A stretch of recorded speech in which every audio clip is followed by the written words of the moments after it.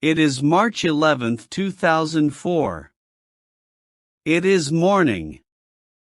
Many people are traveling by trains in Madrid. They are traveling to work or school. At 7:37, bombs explode in one train. Soon after that, more bombs explode in 3 other trains. People are shocked. They don't know what to do.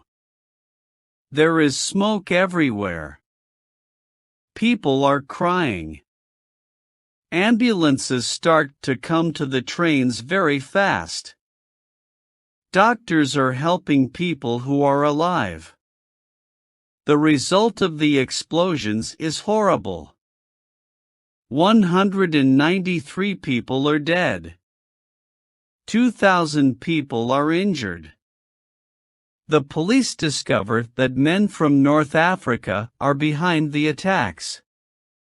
The police arrest 21 terrorists. Some terrorists go to prison for 40 years.